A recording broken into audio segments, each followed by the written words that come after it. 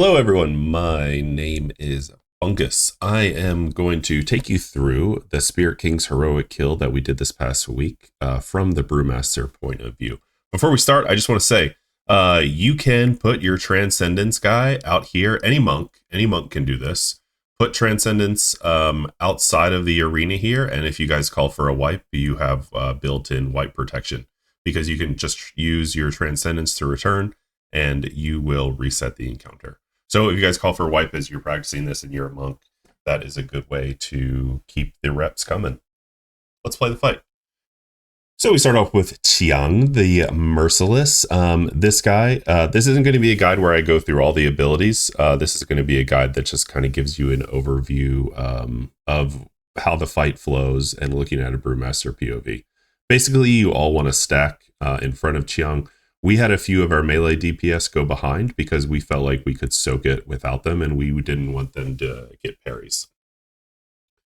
The goal here is to really get through Chiang as fast as possible because you don't want to get two of the impervious shields that he has. That's his that's the ability that has to be mass dispelled or shattering throw.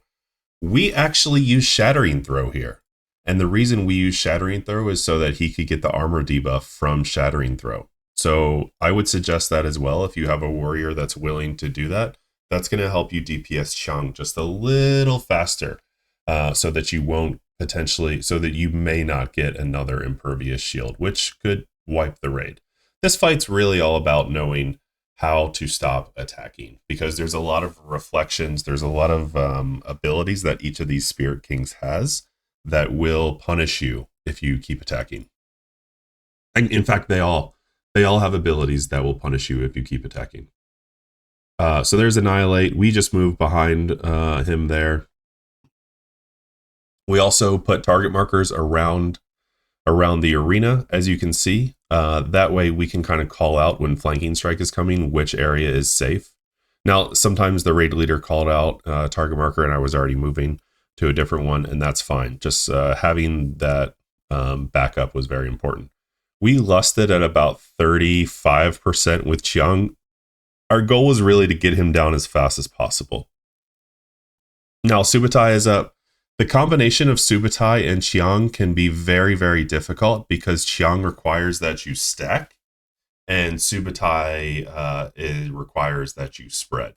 So it's very important that you get Chiang down very shortly after Subutai spawns. It's especially important with both of them up that you look out for Annihilation and Volley at the same time, because those are two abilities that will kill you instantly, and you just can't be in front of either one of them.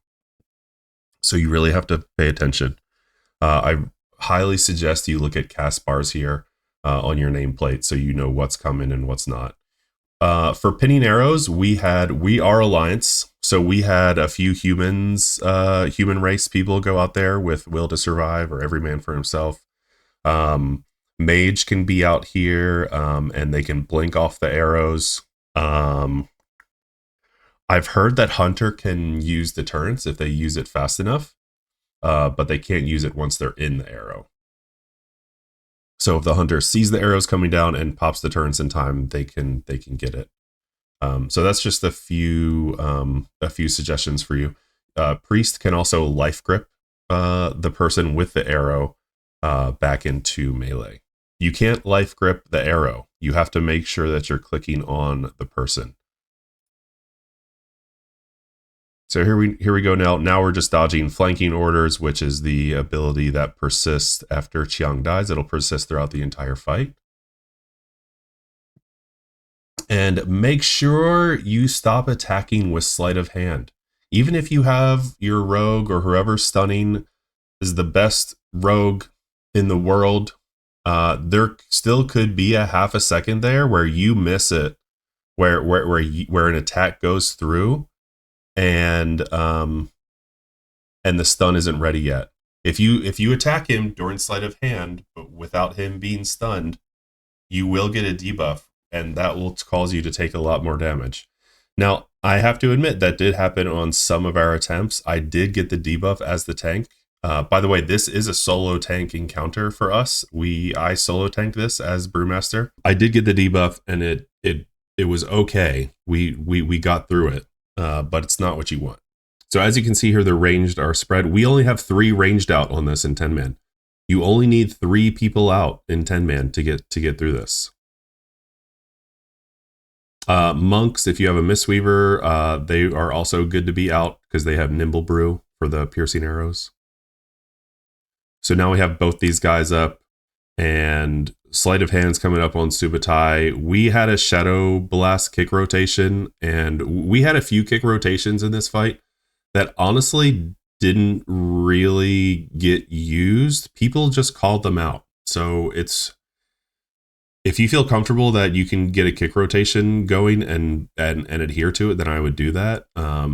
And if you have people that are willing to be vocal or willing to say, I got next kick, that is going to be that's probably going to be even better.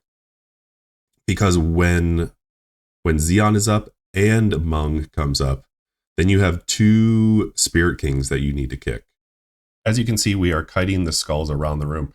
The skull mechanic wasn't really a big issue for us, honestly. And here comes Shield of Darkness. You have to stop attacking during Shield of Darkness. Once it goes up, you have to stop attacking. As you can see, there's 5 dispels. Was it 5? I think there's 5. I think it's 5. He needs to be dispelled 5 times.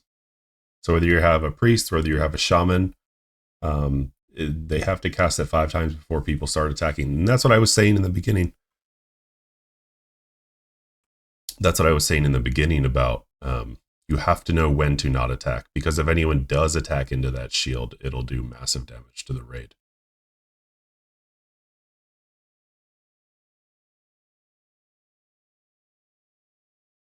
So we have flanking orders, and Mung is going to come up in 1% here.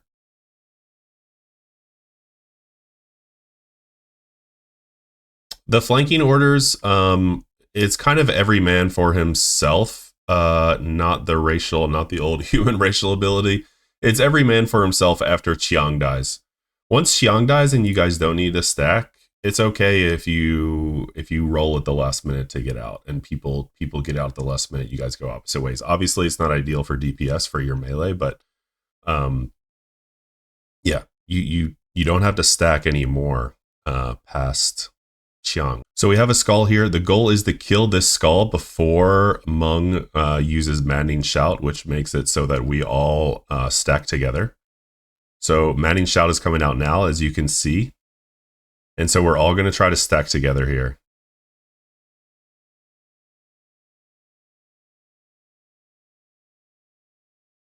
Make sure you don't kill your homies here. I think you have to get them to around 50% health.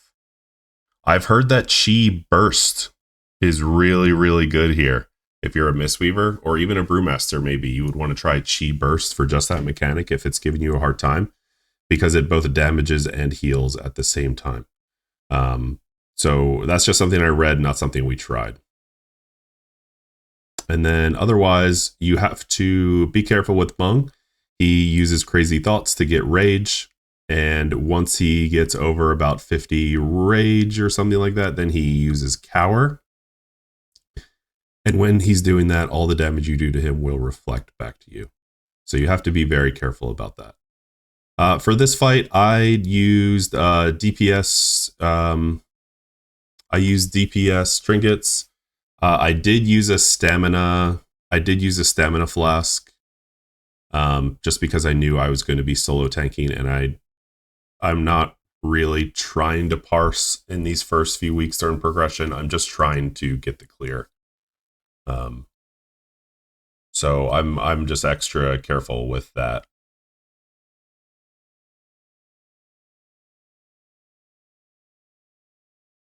So now he's cowering here. As you can see, people are doing damage to themselves as they keep attacking. We still have skulls coming up around the room.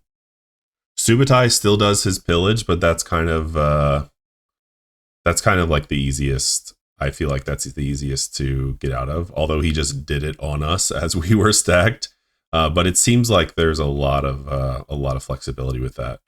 And really, this fight is just going to take some reps. You're just going to have to get used to all the abilities that are coming out, get used to them as a team, where you're at as a team, how to stop attacking, press the escape button, and then you'll get the clear.